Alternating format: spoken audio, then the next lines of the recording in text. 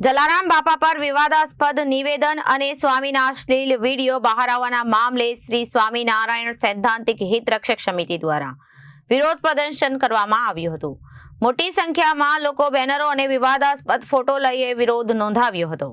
જલારામ બાપા પર વિવાદાસ્પદ નિવેદન અને સ્વામીના અશ્લીલ વિડીયોના મામલે શ્રી સ્વામિનારાયણ સૈદ્ધાંતિક હિત રક્ષક સમિતિ દ્વારા વિરોધ પ્રદર્શન કરવામાં આવ્યું। મોટી સંખ્યામાં લોકો બેનરો અને વિવાદાસ્પદ ફોટા લઈ વિરોધ નોંધાવ્યો હતો। આવા બાવાની સંપ્રદાયમાં કોઈ જરૂર નથી અને આવા બાવાઓને હાંકી કાઢવા માંગ કરવામાં આવી હતી। સ્વામિનારાયણ સંપ્રદાયની અંદર બાવા બહુ બધા ધંધા કરી રહ્યા હોય, જે સંપ્રદાયનો સનાતન ધર્મની જ્યાં ગમે ત્યારે ખોદણી કરતા હોય, સૃષ્ટિ વિરુદ્ધના કરતા હોય, ચલણી નોટો છાપતા હોય, આવા બાવાને સંપ્રદાયમાં જોતા નથી। એને હાંકી કાઢવા માટે અમે સત્સંગી એક થઈ અને આંદોલન ચાલુ કર્યું છે।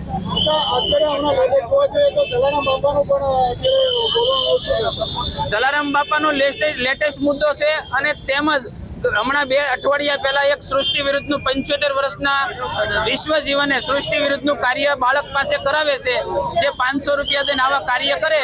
સંપ્રદાયની અંદર આવા બાવાની જરૂર નથી। તો બીજી બાજુ સ્વામિનારાયણ સાધુની જલારામ બાપા પર થયેલી ટિપ્પણી મામલામાં જલારામ બાપાએ ગુણાતીતાનંદ સ્વામી પાસે આશીર્વાદ લીધા।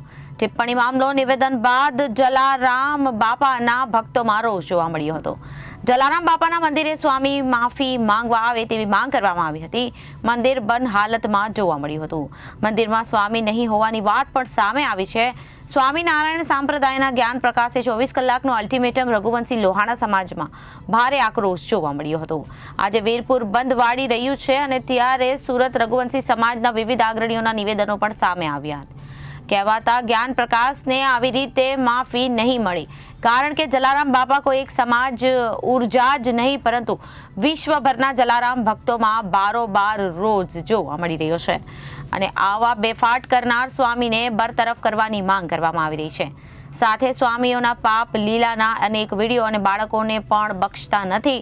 આવા સ્વામીને વિરોધ કડકાઈથી કાર્યવાહી કરવાની માંગ કરવામાં આવી રહી છે।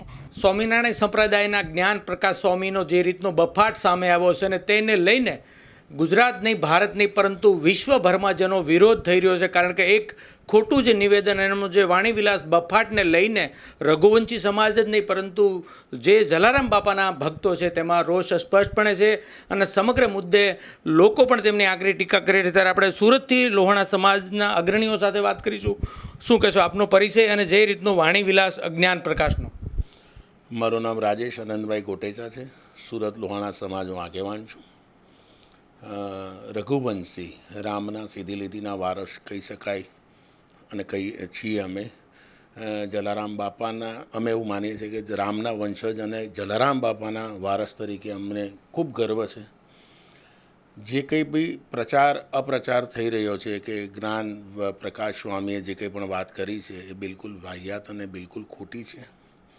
સ્વામિનારાયણ ભગવાન માટે કે ગુણાતીત સ્વામી માટે આપણને બહુ જ માન છે, પરંતુ તમે તમારા પરમાત્મા, તમારા વડીલો, તમારા ભગવંતનો, તમારા ભગવાનનો તમે સહારો લઈ તમારી પબ્લિસિટી માટે તમે જે કંઈ પણ કરી રહ્યા છો, મને એવું લાગે છે કે અત્યારે આજકાલ પેલી ઇન્સ્ટાગ્રામ પર અશ્લીલ હરકતો જે પ્રકારની ચાલી રહી છે, છોકરીઓ કે ઘણી બધી જે ખોટી સાચી ક્લિપો ચાલી રહી છે ખાલી નામ માટે, તો શું જ્ઞાન પ્રકાશ સ્વામી પણ આવી જ હરકતો કરી રહ્યા છે ખાલી પોતાની પબ્લિસિટી માટે?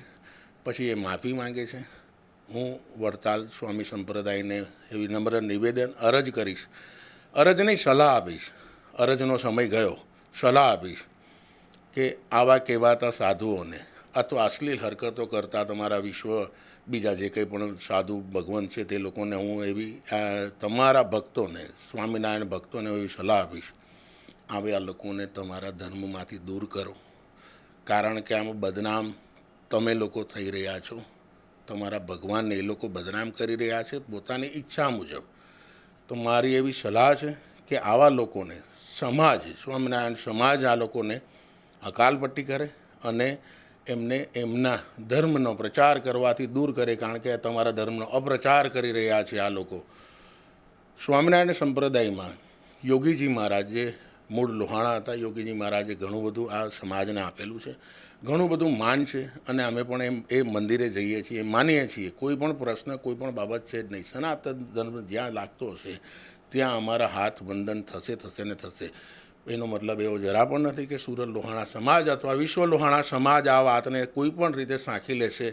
તમે જે કંઈ પણ કર્યું છે ખોટું કર્યું છે. અને સમાજને એવી મારી સલાહ છે કે આવા કહેવાતા સાધુઓના ભગવા ઉતારી અને એમને તમારા સમાજમાંથી હકાલપટ્ટી કરો. બાકી આ લોકો વારંવાર ખોડિયારમાંના માટે નિવેદન આપશે, હનુમાનજી માટે નિવેદન આપશે, જલારામ બાબા માટે નિવેદન આપશે, માત્ર પોતાના પ્રચાર માટે.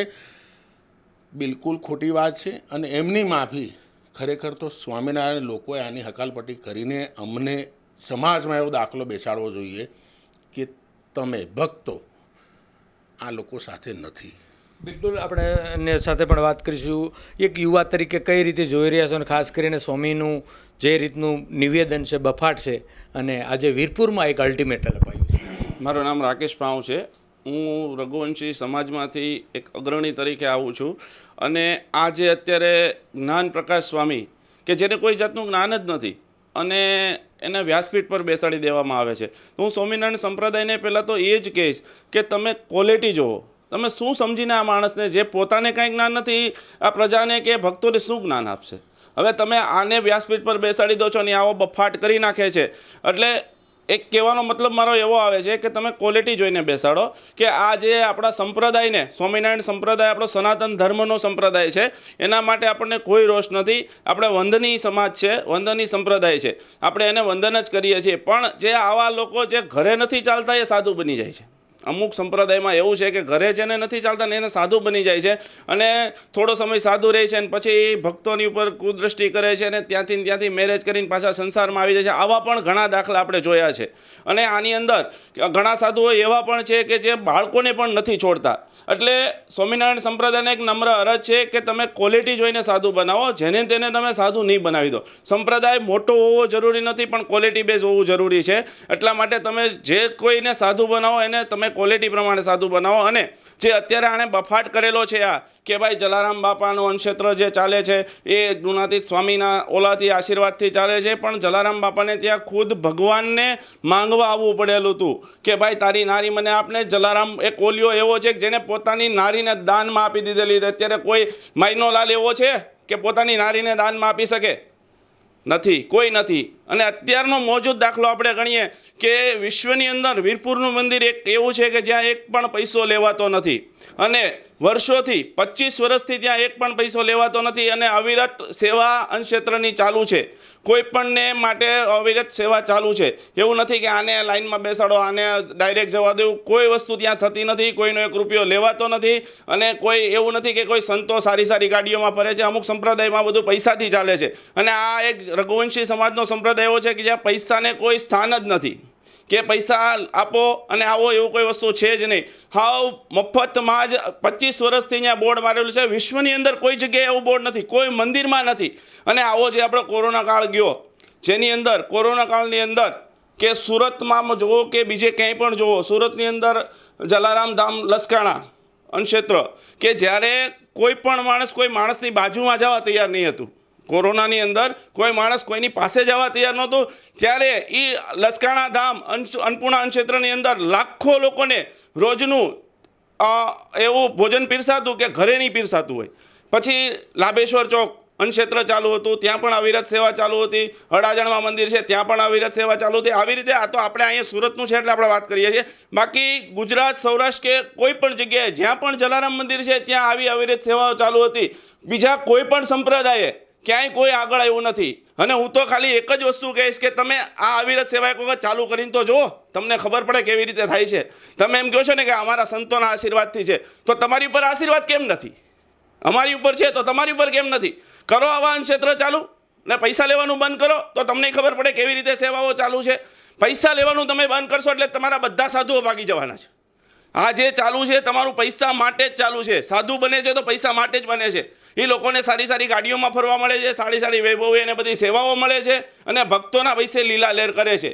તો હું સ્વામિનારાયણ સંપ્રદાયના ભક્તોને બી નિવેદન કરીશ કે તમે આવા સાધુઓને અકાલપટ્ટી કરો અને જે સારા સાધુઓ છે એને વંદન કરો. હું ના નથી પાડતો કે સ્વામિનારાયણ સંપ્રદાય ખરાબ છે એવું નથી કહેતો, પણ અમુક આ કઠંગી જે સાધુઓ છે ને એની અકાલપટ્ટી થવી જોઈએ. બિલકુલ રોષ સ્પર્શ છે. શું કહેશો તમે? જે રીતે હકાલપટ્ટીની વાત પણ થઈ રહી છે, સુરતના એક સમાજ અગ્રણી તરીકે શું કહેશો? બસ મારી એક સામેલ સંપ્રદાયને એક અપીલ છે, મારી નમ્ર અપીલ છે કે હાથ જોડીને કહું કે ખોટા નિવેદન નહીં આપો, કોઈની ધાર્મિક લાગણી દુભાય એવા નિવેદન નહીં આપો અને એની પર શિક્ષાત્મક પગલાં લ્યો, એવી મારી નમ્ર અપીલ છે. બિલકુલ મહિલા અગ્રણી પણ છે, તેમની સાથે વાત કરીશું.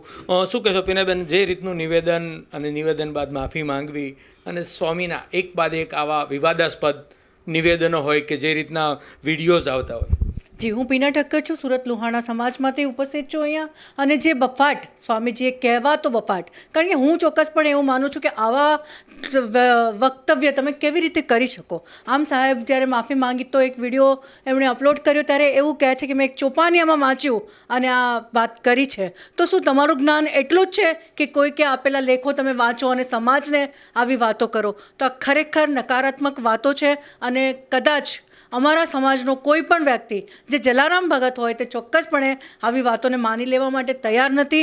એમની માફી, અને ખરેખર માફી શું, અમે ચોક્કસપણે એવું કહીએ છીએ કે આવા કહેવાતા સંતોને સમાજમાં ધિક્કારવા જોઈએ અને એ લોકોની તમામ જે પણ, કેટલીક વખત એવું છે કે લોકો એમની વાતો સાંભળીને એમના વક્તવ્યથી પ્રેરિત થઈને કેટલા કામો કરતા હોય, તો સમાજમાં જો આવી બદીઓ રોકવી હોય તો આવા સાધુઓને ચોક્કસથી બગાડવા જોઈએ અને એ લોકોની પદવી છીની લેવી જોઈએ અને એ લોકોને ચોક્કસ સજા થવી જોઈએ. બિલકુલ, એટલે રોષ સ્પર્શ છે અને ખાસ કરીને સુરત જ નહીં, ગુજરાત જ નહીં, ભારતભરમાં અને વિશ્વમાં પણ આ રીતે જલારામ બાપાના વિરુદ્ધમાં જે રીતની ટિપ્પણી, જે પરનો વાણી વિલાસ કરાયો છે તેને લઈને રોષ છે. અને ખાસ કરીને હવે જલારામ બાપાનું જે ધામ છે વીરપુરમાં 2 દિવસનું અલ્ટિમેટલ અપાયું છે, એટલે સ્વામિનારાયણ સાધુ માટે એક આ ચોંકાવનારો છે. ખાસ કરીને ત્યાં આવીને જો માફીની જે માંગ છે, જલારામ બાપાને શરણે થઈને માફી નહીં માગે સ્વામી, તો આ મુદ્દો વધુ વકરતો ચોક્કસ દેખાઈ રહ્યો છે. સહયોગી પરેશ રાઠોડ સાથે અરવિંદ રાઠોડ, જનાદેશ ન્યૂઝ, સુરત.